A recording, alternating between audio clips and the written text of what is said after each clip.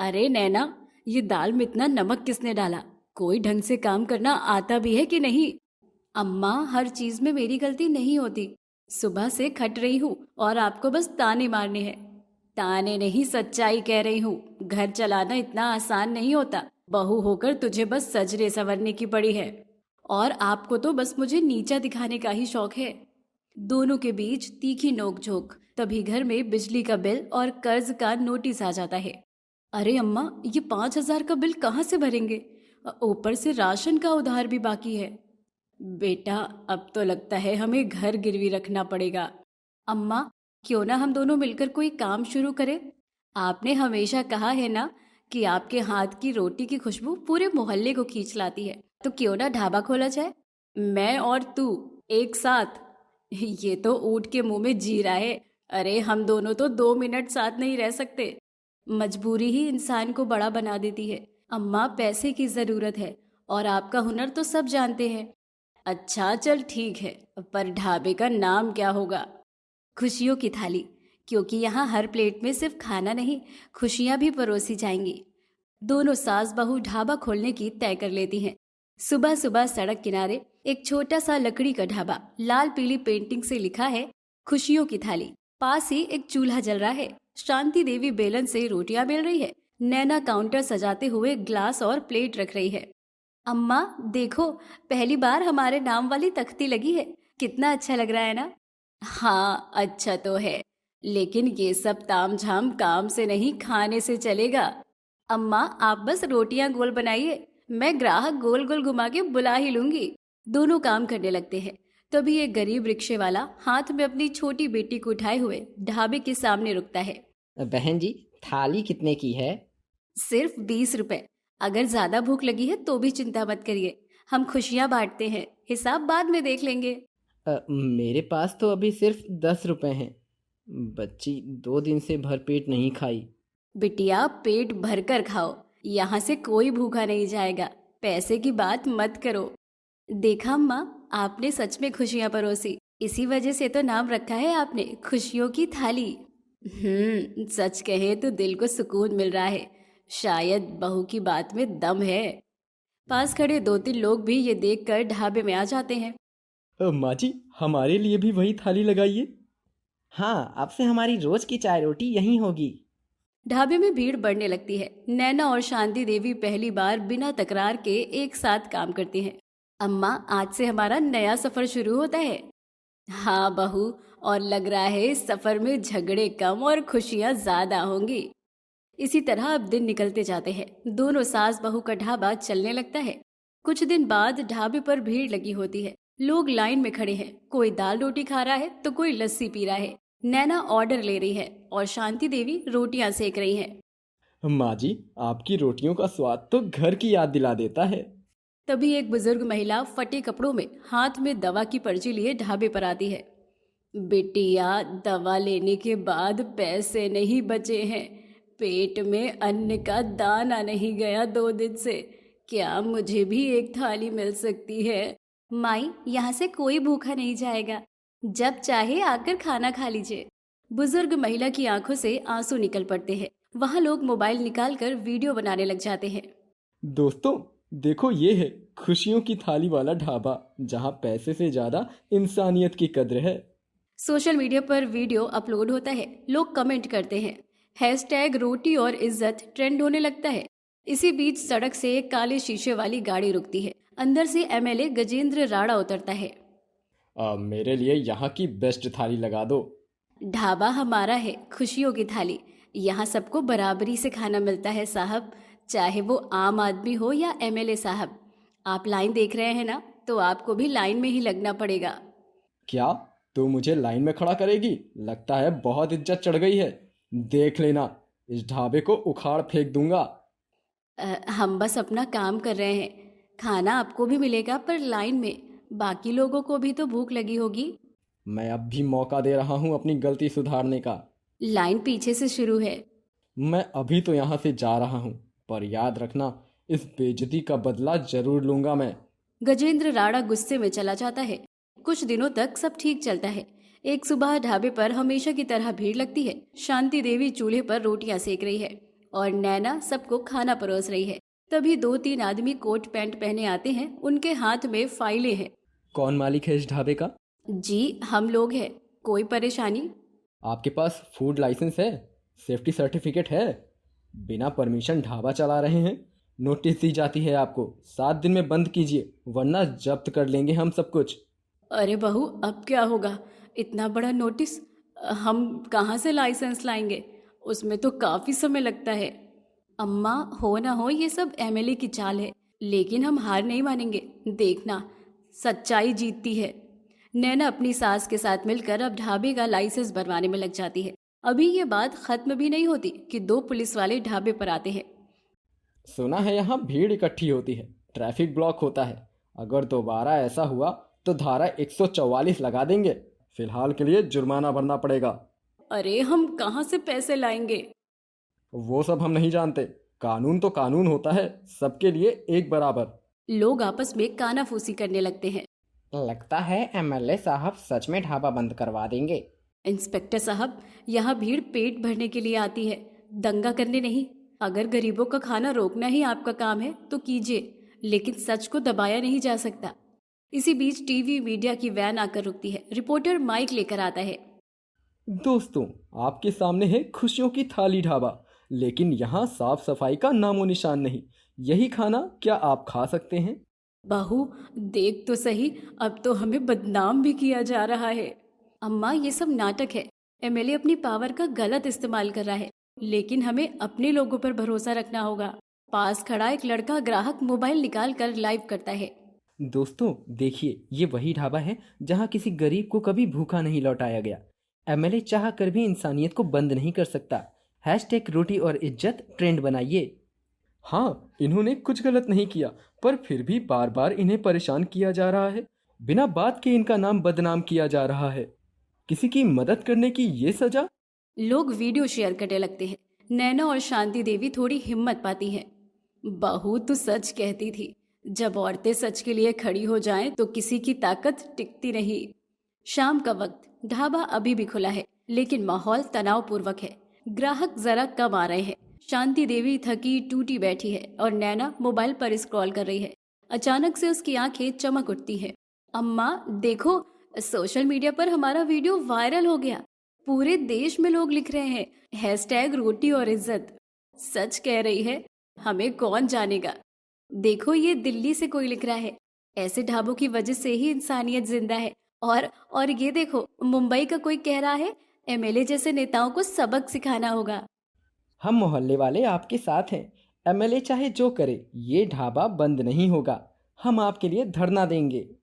हमने शहर के कॉलेज ग्रुप्स को भी बुलाया है, सब आएंगे आपके सपोर्ट में। दूसरी ओर एमएलए गजेंद्र राणा अपने बंगले में गुस्से की चहलकदमी कर रहा है। टीवी पर न्यूज चल रही है, हैशटैग रोटी और इज्जत बना राष्ट्रीय मुद्दा। आम जनता सास बहू के ढाबे के समर्थन में। ये सब मेरे खिलाफ कैसे हो रहा है? मैं एमएलए हूँ, मेरी ताकत को कोई चुनौती नहीं दे सकता। लेकिन सोशल मीडिया पर लोग आपको गरीबों का दुश्मन कह रहे हैं। अगले चुनाव पर असर पड़ सकता है। चुप, ये सब बहु बुढ़िया की चाल है, मैं उन्हें सबक सिखाऊंगा। माहौल बहुत खराब है। लोग आपके खिलाफ सड़कों पर उतर आए हैं। दिल्ली से भी हाई कमांड फोन कर चुका है, बोला है कि मामला शांत करो वरना टिकट कट जाएगा। क्या ये 2 औरतें मेरी राजनीति खत्म कर देंगी? अब एक ही रास्ता है, झुक जाइए वरना सब कुछ हाथ से निकल जाएगा। खुशियों की थाली ढाबा। ढाबे के बाहर बड़ी भीड़, मीडिया और गांव वाले जमा होते हैं। शांति देवी और नैना लोगों को खाना परोस रही होती है। अचानक काले शीशे वाली एक गाड़ी आती है। गजेंद्र राणा उतरता है। रोटी और इज्जत जिंदाबाद, सास बहू जिंदाबाद। भाइयों बहनों, मुझसे गलती हो गई, मैंने अपनी ताकत का गलत इस्तेमाल किया। मैं आज आप सबके सामने माफ़ी मांगने आया हूँ।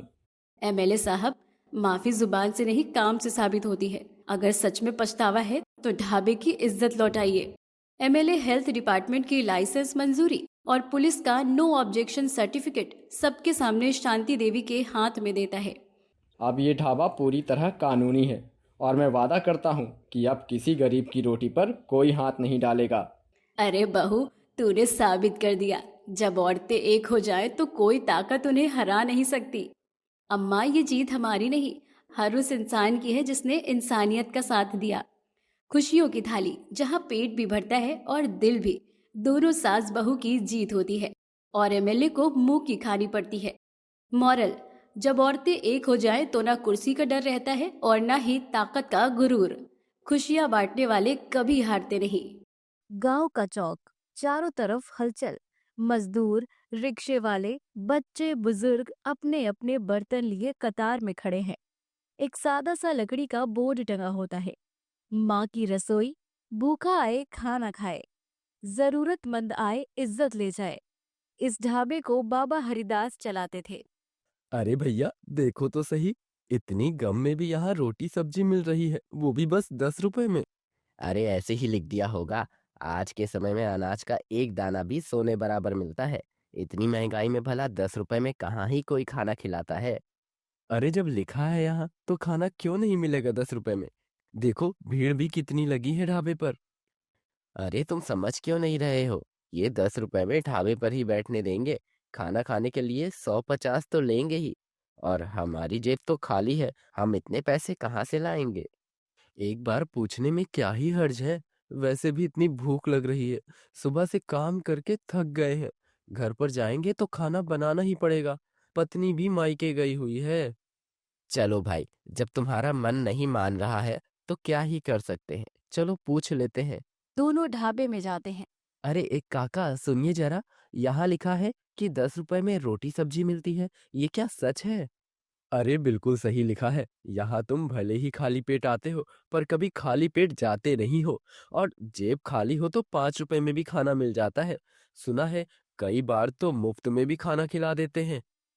हाँ रे, इस बाबा हरिदास का दिल बड़ा है। कहते हैं भूख से बड़ी कोई बीमारी नहीं और दुआ से बड़ा कोई इलाज नहीं। मैं सालों से मजदूरी करता आ रहा हूँ, लेकिन कभी भी यहाँ जैसी इज्जत नहीं मिली। अब भूख से तड़प कर अगर हम मजदूर लोगों ने सब देखा है, पर यहाँ जैसा प्यार और इज्जत मिलता है वैसा कहीं नहीं। ये तो वाकई में पुण्य है। आज के समय में हर कोई सबसे पहले बस खुद के बारे में ही सोचता है। मुझे तो पहले यकीन भी नहीं हो रहा था कि कोई इतना सस्ता खाना भी खिला सकता है। पर यहाँ आने के बाद मुझे विश्वास हो गया कि लोगों में इंसानियत और प्यार अब भी है। लाइन में खड़े बच्चे खिलखिलाते हैं। अंदर रसोई में बाबा खुद ही चूल्हे पर रोटियां सेक रहे होते हैं। पास ही एक छोटी बच्ची छुटकी पानी के ग्लास भरकर बाहर बांट रही होती है। बाबा, आज तो बहुत भीड़ है, आटा जल्दी खत्म हो जाएगा। अब बेटा चिंता मत कर, ऊपर वाला भूख के साथ साथ रोटी भी भेज देता है। बाबा, तुम्हारी वजह से मेरे पोते पोतियों का पेट भरता है। भगवान तुम्हें लंबी उम्र दे बाबा। ये तो सब भगवान की रसोई है, मैं तो बस चूल्हे पर हाथ जलाता हूँ। पूरा माहौल प्यार और अपनेपन से भरा हुआ होता है। इसी तरह हरिदास बाबा कम पैसों में लंगर वाला ढाबा चलाते हैं और इसी तरह गरीब लोगों का पेट भरते हैं। ऐसे ही कई दिन निकल जाते हैं। कुछ दिनों बाद ढाबे पर शहर से एक रवि नाम का लड़का आता है, हाथ में स्मार्टफोन, शहरी अंदाज। रवि ढाबे पर इतनी भीड़ देखकर हैरान हो जाता है। अरे वाह, पैसे देकर भी भला कभी किसी ढाबे पर इतनी बड़ी लाइन तो नहीं देखी है। फिर यहाँ इतनी लंबी लाइन किस बात की है? रवि ढाबे में जाता है, लोगों की बात सुनता है, उनसे काफी पूछता भी है। क्या ये सब ढाबे के खाने के लिए है और सबको मुफ्त में खाना? कहीं कोई धंधा तो नहीं? क्योंकि पुण्य भी वही इंसान करता है जिसे बस अब अपने पाप धोने हो। जरूर इन्हें भी पुण्य दिखाकर ही अपने काले कारनामों को छुपाना होगा, तभी तो इतना सस्ता और मुफ्त में ढाबा चला रहे हैं। रवि को बाबा के इरादों पर शक होने लगता है और वो बाबा पर नजर रखने लगता है। लेकिन रवि को हरिदास बाबा के खिलाफ कोई भी सबूत नहीं मिलता। लंगर ढाबे से परेशान होकर एक दिन रवि खुद ही बाबा के पास जाता है और उनसे पूछता है। ओ बाबा जी, इतना खाना मुफ्त, इसमें आपका फायदा क्या है? देखिए, मैं आज का नौजवान हूँ, मुझे कोई उल्टी पट्टी पढ़ाना भी मत। मुझे सब अच्छे से पता है कि इन सब के पीछे आपका कोई जागती फायदा होगा। तो अब सीधा सीधा वो फायदा मुझे बताओ। बेटा, फायदा गिनना व्यापारी का काम है, सेवक का नहीं। मैं तो बस यहाँ लोगों की सेवा करता हूँ और लोगों की दुआ मिलना, लोगों की खुशी, उनका चेहरे का सुकून, यही मेरा फायदा है। और इस फायदे के लिए मैं अपनी आखिरी सांस तक ढाबा चलाना चाहता हूँ। चलो मान लिया, पर कोई तो पैसा देता होगा ना, वरना ये सब कैसे चलता है? और अपने मुनाफे के बदले ही तो ये सब करते होंगे ना आप? गांव वाले दान कर जाते हैं, कोई आटा, कोई सब्जी, कोई थोड़े पैसे, सब मिलाकर माँ की रसोई चलाते हैं। और इसमें मेरा यही मुनाफा है कि लोगों का पेट भरते भरते मुझे भी 2 वक्त की रोटी मिल जाती है। मुझे तो कुछ गड़बड़ लग रही है। दुनिया में कोई इतना अच्छा कैसे हो सकता है? बाबा ने कभी किसी से कुछ नहीं मांगा, वो तो खुद अपनी थाली छोड़कर दूसरों को दे देते हैं। तुम तो बाबा के साथ ही रहती हो, तुम्हें भी जरूर कुछ मिलता ही होगा, तभी तो तुम बाबा की चमची बन रखी हो। सच सच बताओ। आप शहर से आए हो, आपको ये छल कपट ये सब पता होगा, लेकिन हरिदास बाबा ऐसे नहीं है। आप इतने दिनों से ढाबे पे चक्कर लगा रहे हो, गांव वालों से ढाबे के बारे में पूछ रहे हो, हमें क्या कुछ पता नहीं है? आपको कहीं से कुछ नहीं पता चला तो आप यहाँ आ गए इल्जाम लगाने? अब बेटा, अगर तुम्हें हम पर इतना ही शक है तो हमारे साथ ही रह लो। 4 दिन हमारे साथ रहोगे, हमारी जिंदगी देखोगे तो समझ जाओगे। रवि अब ढाबे में रहने के लिए मान जाता है और वो ढाबे में रहकर ढाबे की सच्चाई जानने लगता है। कई दिनों बाद रवि अब समझने लग रहा था वहाँ का सब कुछ। ऐसे ही एक शाम खाना लगभग खत्म हो चुका था, तभी एक थका हारा किसान आता है। बाबा, कुछ बचा है क्या? सुबह से एक दाना नहीं खाया, बहुत भूख लग रही है, चक्कर भी आ रहे हैं, कुछ खाने को हो तो दे दो।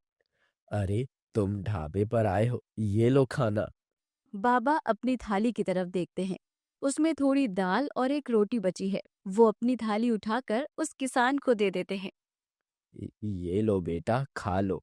पर बाबा, ये तो आपकी थाली है, आप क्या खाएंगे? जब तुम्हारा पेट भरेगा तभी तो मेरा दिल भरेगा। किसान रोते रोते रोटी खाता है। आसपास खड़े लोग भावुक हो जाते हैं। रवि ये सब देखता है और चौंक जाता है। ये सचमुच अपनी भूख मारकर दूसरों को खिला रहे हैं। मैंने इन्हें गलत समझा। ऐसे भले इंसान दुनिया में कम होते हैं। रवि को अब बाबा की अच्छाई और नेक दिली पर भरोसा हो जाता है। दिन निकलते हैं, गांव का एक आदमी पंडित दयाराम अपने चमचों के साथ बैठा होता है। ये बूढ़ा बाबा सबको मुफ्त खाना खिलाकर मेरा होटल बंद करवा देगा। लोग मेरे यहाँ आना बंद कर दिए हैं और ऊपर से उसकी अच्छाई की वजह से अब हर दूसरा कोई आते जाते मुझे टोक देता है। सही कहा पंडित जी। आपके होटल की थाली तो 100 रुपए की है और वो 10 5 या मुफ्त में खाना खिलाता है। लोगों को तो वैसे भी मुफ्त में ही चाहिए होता है। तो खेल खेलना पड़ेगा। इल्जाम लगाओ, कहो कि बाबा चोरी का राशन इस्तेमाल करता है। देखना, कल तक ढाबा बंद। और हाँ, इल्जाम ऐसा कि हमारे ही कोई आदमी गवाही दे रहे हैं। पैसे खिलाने पड़े तो खिला देना। वाह पंडित जी, राजनीति का यही असली रंग है। आपके होते हुए कोई आपका होटल बंद करवा सकता है क्या? बाबा पर इल्जाम लगा दिया जाता है। अगले दिन पुलिस और ऑफिसर आते हैं। लोग काफी हंगामा करते हैं। शिकायत मिली है कि यहाँ चोरी का माल इस्तेमाल हो रहा है। ढाबा फिलहाल सील किया जाता है। साहब ये सब झूठ है, बाबा तो खुद भूखे रहते हैं। कोई बात नहीं बेटा, सच छुप नहीं सकता। भीड़ गुस्से में है लेकिन कुछ कर नहीं पाती। ढाबा बंद हो जाता है। रवि ये सब देखता है और सोच में पड़ जाता है। मैं सोचता था बाबा धोखेबाज है, लेकिन यहाँ तो सच्चाई उल्टी है। अब इनकी मदद करनी होगी। रवि अपने फोन से वीडियो बनाता है। दोस्तों, ये है बाबा हरिदास, जिन्होंने सालों से भूखों को खिलाया। ये ढाबा दान से चलता था, लेकिन राजनीति ने इसे बंद करवा दिया। अगर आप इंसानियत में विश्वास रखते हैं तो इनकी मदद करें। वीडियो वायरल हो जाती है। सोशल मीडिया पर हैशटैग माँ की रसोई ट्रेंड करने लगता है। लोग चारों तरफ से दान भेजते हैं। कोई आटा, कोई सब्जी, कोई पैसे, और साथ ही हर कोई अब बाबा की रिहाई चाहता है। और जनता की आवाज दबती नहीं। बाबा को रिहाई मिलती है, पर बाबा का मन जेल जाने के बाद दुखी रहता है, जिस कारण वो जल्दी ही दुनिया से अलविदा ले लेते हैं। रवि और छुटकी मिलकर बाबा के काम को आगे बढ़ाना चाहते हैं। कुछ दिनों बाद नया ढाबा खुलता है। बाहर बोर्ड लगा है, गरीब की थाली सिर्फ 5 रुपए और 10 रुपए में खाना, दान से चलती सेवा। रवि और चुटकी मिलकर खाना बांटते हैं। दीवारों पर बाबा हरिदास की फोटो लगी है। नीचे लिखा है, पेट भरना आसान है पर दिल भरना मुश्किल। बाबा ने दोनों किया। देखो भैया, बाबा का सपना फिर से जी उठा। हाँ चुटकी, अब ये ढाबा सिर्फ पेट नहीं दिल भी भरेगा। जिसके बाद वो ढाबा भी खूब चलता है। मॉरल, जिंदगी सिर्फ कमाने के लिए नहीं होती, बांटने से भी इंसान बड़ा होता है।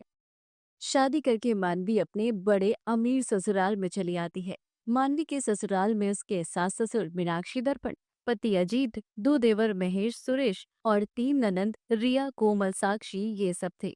मानवी का ससुराल काफी बड़ा और आलीशान है। मेरा ये ससुराल तो कितना बड़ा है।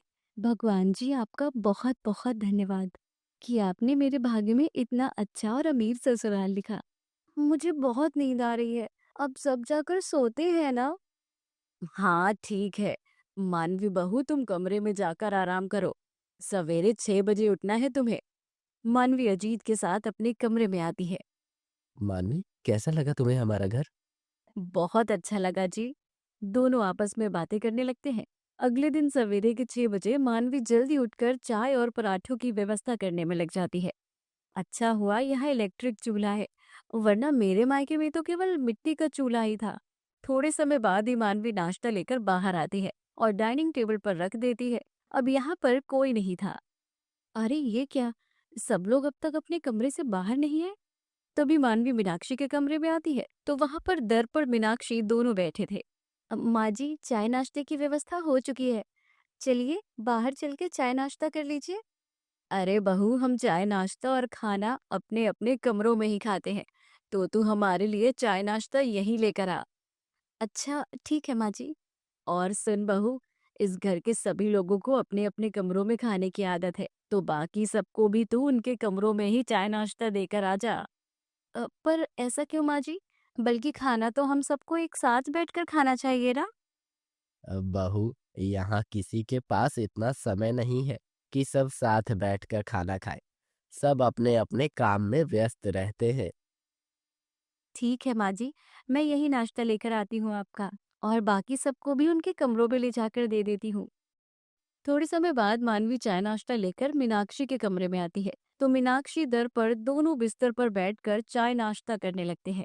माँ जी, बिस्तर पर बैठकर खाना नहीं खाना चाहिए, इससे घर में परेशानियां आती हैं। अच्छा, ऐसा किसने कहा तुझसे? हम तो सालों से बिस्तर पर ही खाना खाते आ रहे हैं बहू। तू जा और बाकी सबको भी चाय नाश्ता देकर आ। जी माँ जी। मानवी कमरे से बाहर आती है। कितने अजीब हैं ये लोग, भला बिस्तर पर बैठकर कौन खाता है। तभी मानवी बारी बारी सबके कमरों में जाती है और सबको चाय नाश्ता देती है। अब बाकी सब भी बिस्तर पर बैठकर नाश्ता करते हैं। ऐसे अजीब लोग तो पहली बार देख रही हूँ मैं। अरे इतना बड़ा घर है, इतना बड़ा डाइनिंग टेबल है, इस पर खाना खाने के बजाय ये सब अपने अपने कमरों में बिस्तर पर खाना खा रहे हैं। तभी मानवी अजीत को नाश्ता लाकर देती है तो अजीत भी बिस्तर पर ही बैठा था। अजीत जी, ये क्या चक्कर है? इस घर के सभी लोग अलग अलग क्यों खाना खाते हैं? सब एक साथ बैठकर खाना क्यों नहीं खाते? और ये सब बिस्तर पे बैठ के क्यों खाना खाते हैं? क्योंकि सबको बचपन से ऐसी ही आदत है। यहाँ सब ऐसा ही करते हैं। लेकिन ये आदत तो कितनी खराब है। अजीत जी, परिवार में इतने सारे लोग हैं, सबको शांति से एक जगह एक साथ बैठकर ही खाना खाना चाहिए ना। क्या करें अब मानवी, किसी को कहें तो कोई मानता नहीं। सबको आदत सी हो चुकी है, इसीलिए तुम भी इस बात को छोड़ो। हर एक के कमरों में जा जाकर तो हालत खराब हो जा रही है मेरी। पता नहीं आगे क्या क्या होगा अब। तभी मानवी बाहर आकर अकेले डाइनिंग टेबल पर बैठकर नाश्ता करने लगती है। थोड़े समय बाद सब अपने अपने कमरों से बाहर आते हैं। भाभी, हमारे कमरे में जूठे बर्तन पड़े हैं, उसे लेके आ जाना। और हाँ, साथ में हमारे बेड की चादर भी धो देना, उस पर थोड़ी चाय गिर गई है। माँ, हम कॉलेज जा रहे हैं। क्या? भाभी, हमारे कमरों की चादर पर भी चाय गिर गई है, आप उसे भी धो देना। अब हर कोई मानवी को यही बात कहता है। अरे क्या पागलों के खानदान में आ गई हूँ मैं। ऐसी हरकतें कोई बच्चे भी नहीं करते होंगे। तभी मानवी एक एक करके सबके कमरों में आती है तो सबके बिस्तर की चादर पर चाय नाश्ता गिरा हुआ था। सबने बिस्तर गंदे कर दिए। अब इतनी सारी चादर धोनी पड़ेगी मुझे। क्या मुसीबत है ये? ये घर है या पागल खाना? तभी मानवी सारी चादर धोकर उन्हें छत पर सुखाने डाल देती है। आहा! आज तो हालत खराब हो गई यार मेरी। चलो अब थोड़ी देर कमरे में जाकर आराम कर लेती हूँ। तभी मानवी नीचे आती है। बहू, सबके बिस्तर धोना हो गए? जी माँ जी। चल अब घर की सफाई कर दे, तब तक सबके बिस्तर की चादरें भी सूख जाएंगी। तो तू सभी चादर को सबके कमरों में ले जाके रख देना। ये क्या मुसीबत है यार, यहाँ तो मुझे आराम करने का ही टाइम नहीं मिल रहा। तभी मानवी घर की सफाई करने में लग जाती है। दोपहर का समय। अरे बहू, खाने की व्यवस्था कर दे। खाने में पालक पनीर, कढ़ी चावल और रायता बना देना। हाँ, एक के बाद एक काम ही है इस घर में। तभी मानवी रसोई में आकर खाने की व्यवस्था करने लगती है। थोड़े समय बाद खाना तो बन गया। अब फिर से सबके कमरों में जाकर मुझे खाना देना होगा। अरे ये क्या नौकरों जैसी हालत हो गई है मेरी। तभी मानवी फिर से एक एक के कमरों में जाकर सबको खाना देती जाती है और सब इस बार भी बिस्तर पर खाना खाने लगते हैं। देवर जी, आप नीचे बैठकर खाना खा लीजिए ना। अगर इस बार भी आपने बिस्तर पर खाना गिरा दिया तो फिर से मुझे चादर धोनी पड़ेगी। भाभी, हमें नीचे बैठकर खाना खाने की आदत नहीं है। पता नहीं कब सुधरेंगे इस घर के लोग। थोड़े समय बाद सब इस बार भी अपने बिस्तर पर खाना गिराकर चादर खराब कर देते हैं। एक तो इतने सारे जूठे बर्तन और ऊपर से इन सब ने और चादर खराब कर दी। अब फिर से मुझे सारी चादर धोनी पड़ेगी। अब इसी तरह दिन प्रतिदिन बीतने लगे। मानवी बार बार सबको एक साथ खाना खाने की बात कहती है, पर कोई भी उसकी बात नहीं मानता। अब रोज रोज सबके कमरों में खाना ले जाकर देना, रोज रोज सबकी चादर धोना, इन सब से मानवी काफी परेशान हो जाती है। इस बीच वो कई बार गिरती भी जाती है। एक दिन दोपहर में मानवी रसोई में थी।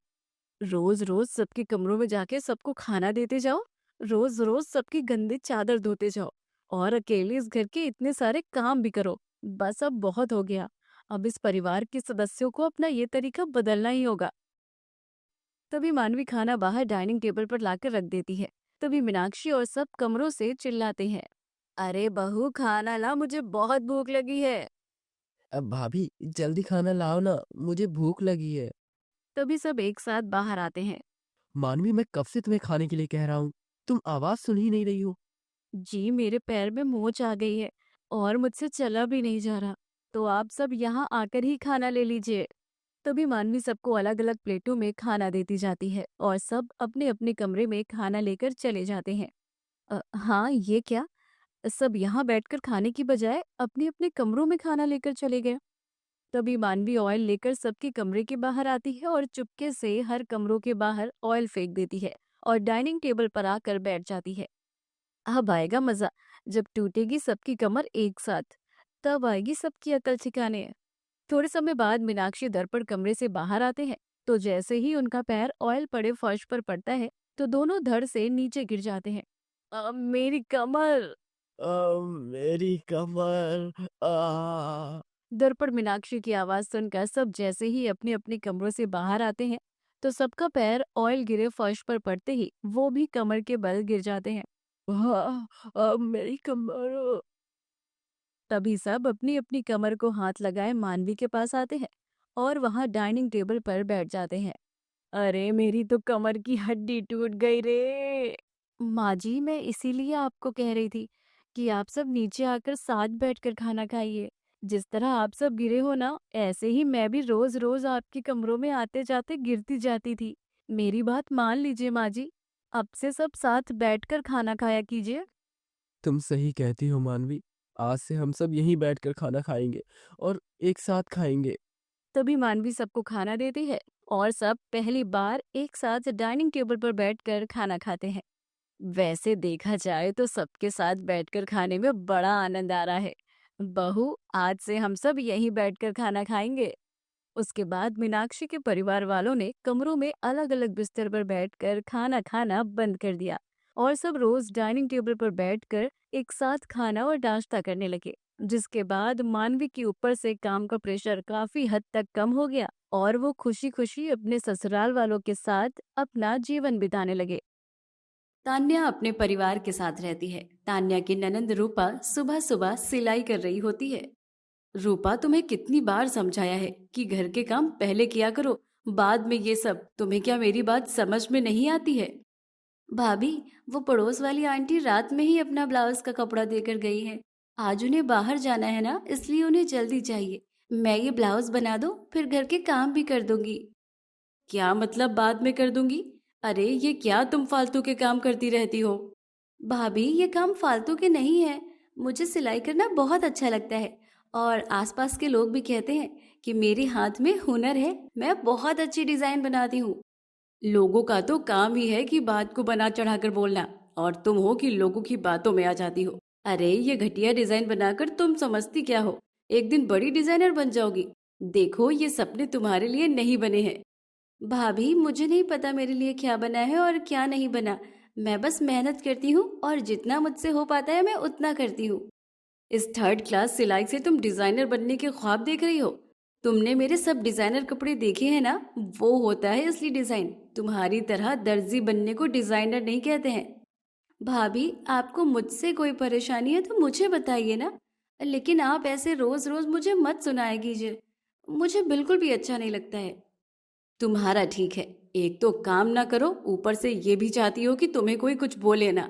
अरे मेरे दोस्तों को पता चला कि मेरी ननद दर्जी है तो पता भी है मेरी कितनी बेइज्जती हो जाएगी।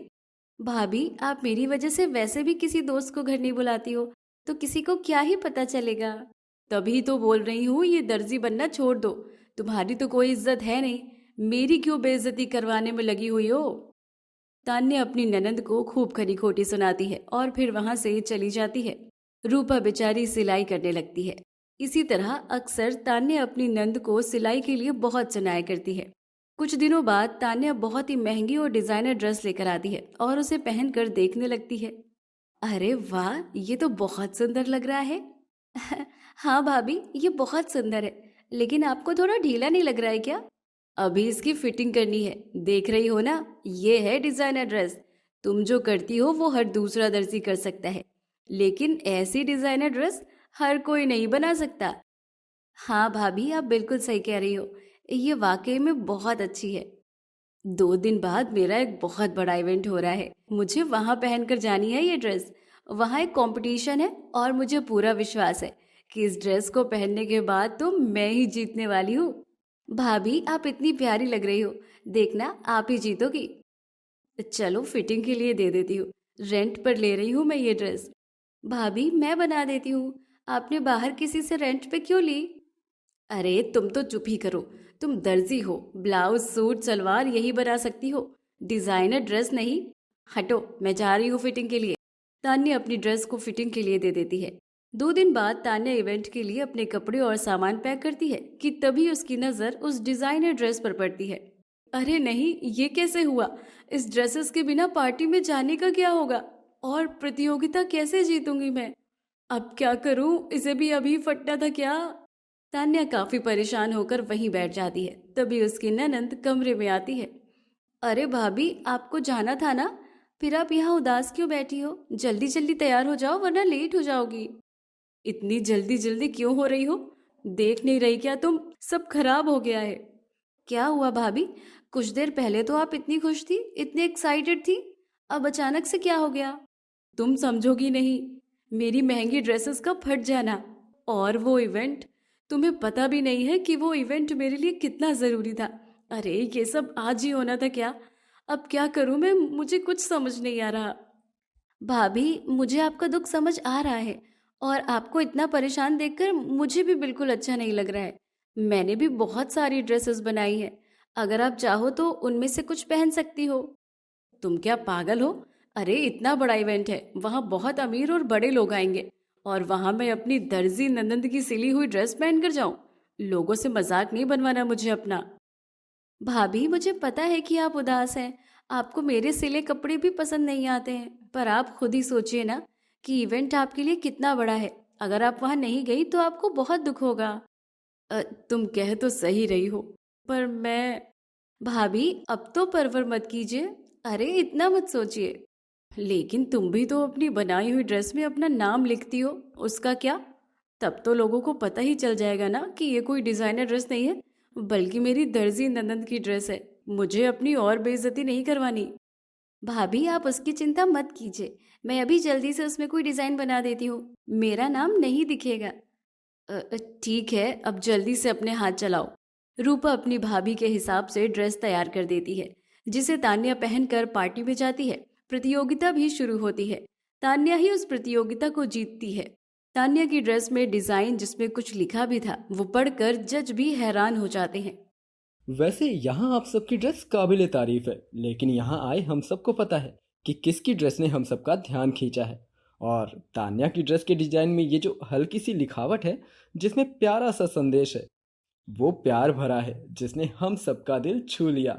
इसीलिए तान्या विजेता है। मुझे अब भी यकीन नहीं हो रहा, इस इवेंट में कल तक आना मेरा सपना था और आज मैं विनर हूँ। तान्या बहुत खुश होती है। सब लोग तान्या की फोटो भी खींचते हैं। रातों रात तान्या की ड्रेस सोशल मीडिया पर वायरल हो जाती है। सोशल मीडिया पर वीडियो वायरल हो जाता है। लोग ड्रेस की तारीफ कर रहे हैं और तान्या का ईगो थोड़ा कमजोर पड़ता है। अरे ये कैसे हो सकता है, सब रूपा की तारीफ कर रहे हैं, मैंने तो बस इस ड्रेस को पहना ही है।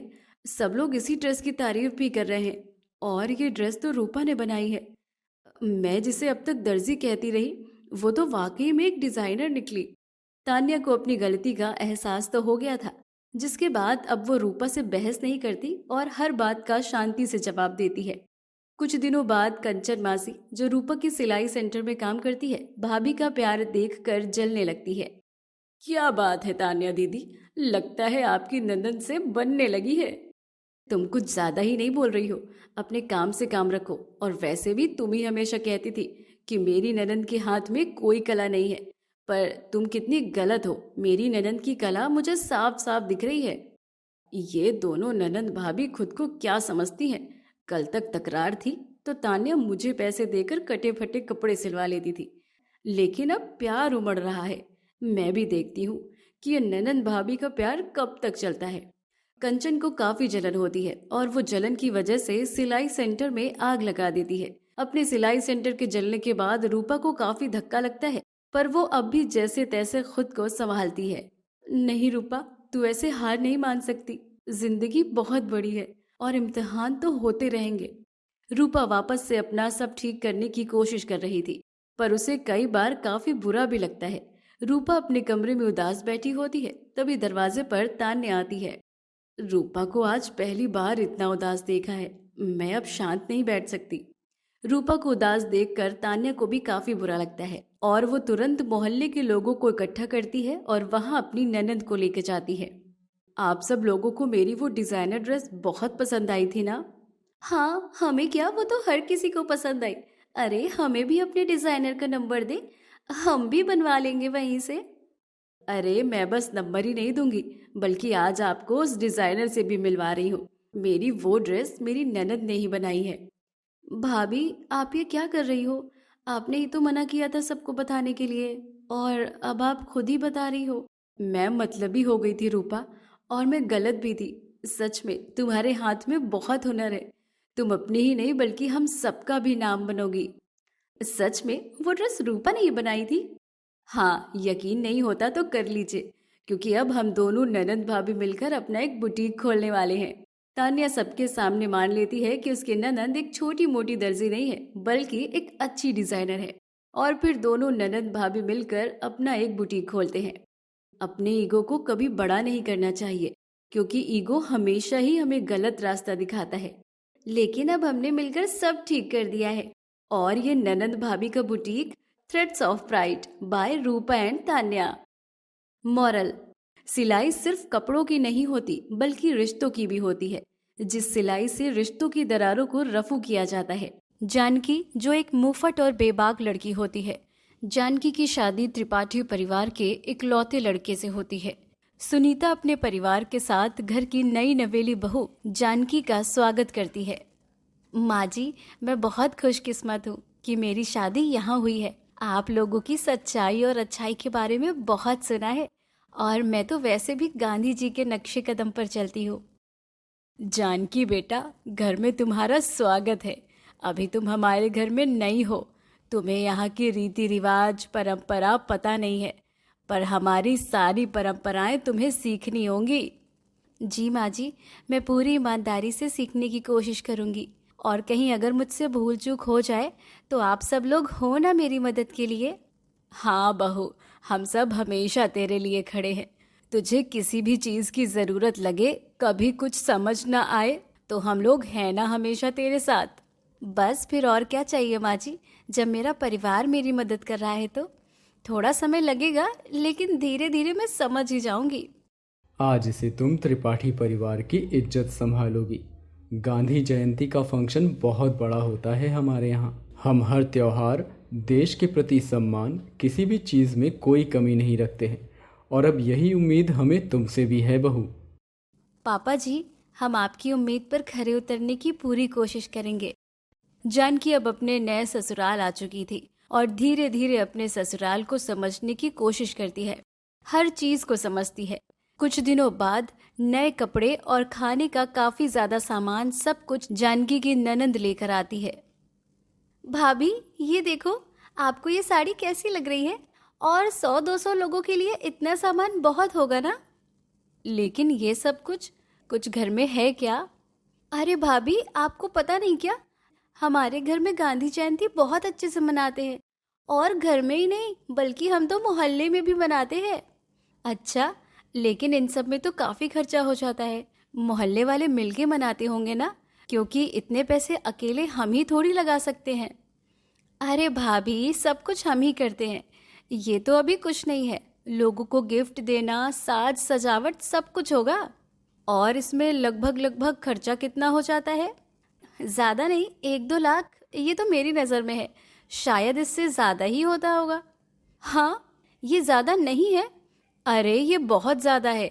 गांधी जी का तो मैं भी सम्मान करती हूँ, लेकिन गांधी जी नोट में ही अच्छे लगते हैं। उनके ऊपर इतने नोट उड़ने में नहीं। अरे भाभी, आप भी ना, हम जो चीज इतने सालों से करते हैं वो करेंगे ना। और आपको नहीं पता, लेकिन जब भी हम ऐसे करते हैं तो हमारा मोहल्ले में नाम भी बहुत होता है। सब हमारी बहुत वाहवाही भी करते हैं। अरे बस वाहवाही के लिए ये सब? नहीं, वो तो हमें भी अच्छा लगता है। भाभी, आप भी ये क्या लेकर बैठ गई?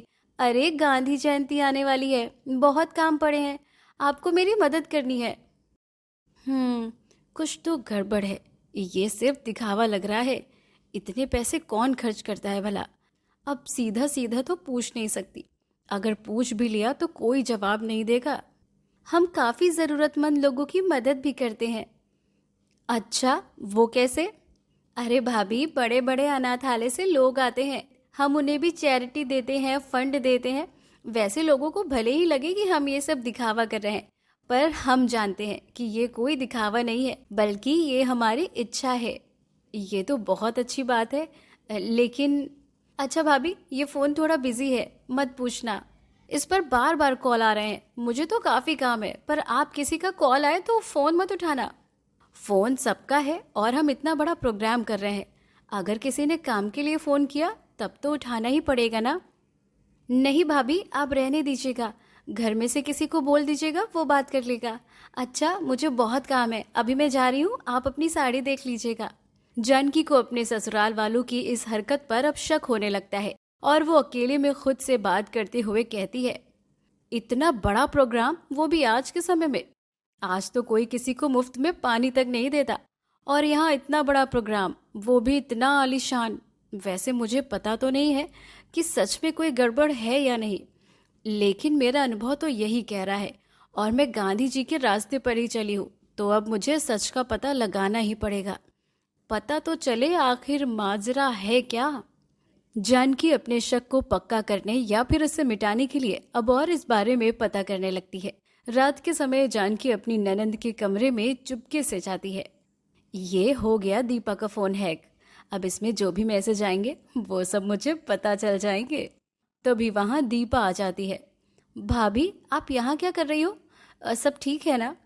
बस सच पता करना है। भाभी, क्या हुआ? अरे हाँ, सब ठीक है। अच्छा, मैं चलती हूँ।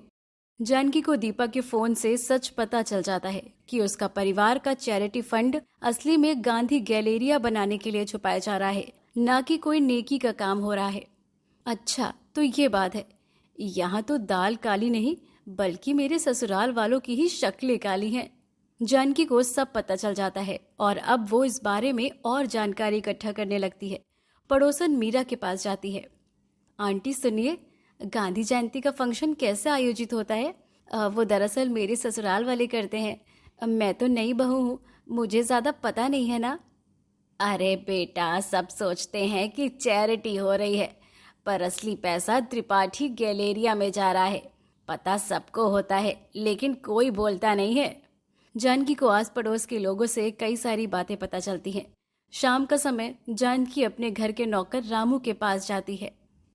आज पापड़ का टेस्ट थोड़ा ऑफ है, रेसिपी गायब है। रामू काका, ईमानदारी सबसे अच्छी नीति है। रेसिपी बताएंगे तो सब सुरक्षित रहेगा। मैं कुछ समझा नहीं बहू रानी। ये गांधी जयंती के फंक्शन के पीछे क्या बात है? वो दरअसल काका, आपका नाम नहीं आएगा, आप बताओ। जानकी की जासूसी हर जगह काम आती है। अब जानकी को अपने ससुराल वालों के बारे में सब कुछ पता चल गया था। रात के समय जानकी स्टडी रूम में आती है। यहीं पर होना चाहिए सबूत। डोनेशन फंड का ब्रेकडाउन और मॉल का प्लान। अगर वो मेरे हाथ लग गया तब इनकी गांधी जयंती मैं मनाती हूँ। जानकी सबूत ढूंढने लग जाती है। तभी वहां जानकी के ससुर आते हैं। बहू, तुम यहाँ क्या कर रही हो? अरे पापा जी, कल आपको कॉफी दी थी ना, कप लेना भूल गई थी, बस वही लेने आई हूँ। मिल ही नहीं रहा। अरे बहू, टेबल के पास होगा। जानकी टेबल के पास जाती है तो उसे फाइल भी मिल जाती है। अपने ससुर के जाने के बाद जानकी फाइल की एक कॉपी निकाल लेती है। ये देखो, मिल गया सबूत भी। भले ही ये मेरे ससुराल वाले हैं, लेकिन मैं गलत और सही में फर्क जानती हूँ, और यहाँ ये लोग गलत है। मेरा फर्ज है गलत को सही रास्ता दिखाना। जिस दिन की वजह से ये सब हो रहा था, अब वो दिन भी आ जाता है। आज गांधी जयंती थी। मोहल्ले में सब लोग इकट्ठा होते हैं। बड़े बड़े नेता, एमएलए सब लोग आए थे, मानो जैसे शहर इकट्ठा हो गया हो। लोगों की भीड़ में सुधीर माइक पर। भाइयों और बहनों, आज उन महान व्यक्तित्व का जन्मदिन है जिनकी वजह से हमारे देश को आज़ादी मिली थी। सत्य और अहिंसा हमेशा हमें सही रास्ता दिखाती है। आज उनके जन्मदिन के उपलक्ष्य में मैं आप सबके समक्ष कुछ व्यक्त करना चाहता हूँ। सुधीर फाइल उठाता है, लेकिन वो स्पीच की फाइल नहीं थी। जानकी ने स्पीच बदल दी होती है। अब टाइम आ गया है। अब पापा जी की स्पीच ही उनका पर्दाफाश करेगी। ये सब काला धन है जो। सुधीर इतना बोलकर चुप हो जाता है। तभी पीछे से प्रोजेक्टर पर वीडियो चलती है। लोग ये सब देखकर हैरान हो जाते हैं। ये न्यूज़ लाइव भी थी। ये है त्रिपाठी परिवार का काला सच। हाँ, आज गांधी जयंती भी है। कुछ लोग गांधी जी को दिल से याद कर रहे होंगे और कुछ लोग इनकी तरह ढोंग। ये है त्रिपाठी परिवार का फंड का सीक्रेट प्लान, परिवार का दिखावा। इनका असली मकसद देश की सेवा या गांधी जी के नक्शे कदम पे चलना नहीं, बल्कि असली मकसद गांधी गैलेरिया है। अरे ये क्या हो गया? ये लोग इतने नीच, झूठे और कपटी हैं। जानकी, तुमने ये क्या किया? अरे हम तुम्हारा परिवार हैं। ये सब ठीक नहीं है। सही तो आप लोग नहीं कर रहे। बेटा, आज तुम्हारी वजह से ही ऐसे देशद्रोही लोगों का पर्दाफाश हुआ है। हमारे देश में रहकर भी ये हमारे देश को ही खोखला कर रहे हैं। ये देश हमारा है, इसीलिए सही के लिए आवाज उठाना भी हमारा ही कर्तव्य है। तभी वहां पुलिस आती है। त्रिपाठी परिवार जो शर्म से खड़ा था, उनकी चप्पल, गांधी टोपी सब उतरवाई जाती है। बहू, हमारी इज्जत, मान, सम्मान, पैसा, रुतबा सब तुम्हारी वजह से। बापू ने कहा था सत्याग्रह करो, और मैं बन गई सत्याग्रही। झूठ चाहे कितना बड़ा हो, एक सच बोलने वाली बहू उसे हिला सकती है। अपने ससुराल में बदलाव लाना भी संभव है। जानकी अपने घर की छत पर खड़ी होती है, हाथ में चरखे वाली चैन, हवा में बादल उड़ते हुए। वो परिवर्तन पहले स्वयं बने जो आप दुनिया में देखना चाहते हैं। बुराई पर अच्छाई की जीत। जानकी अपने ससुराल वालों के खिलाफ खड़ी हुई और आखिरकार जीत सच्चाई की होती है। मॉरल: झूठ कितना भी बड़ा हो, और उस पर कितने ही पर्दे क्यों न हो, लेकिन सच्चाई के आगे कभी नहीं टिकता। आखिरकार जीत हमेशा सच्चाई की ही होती है।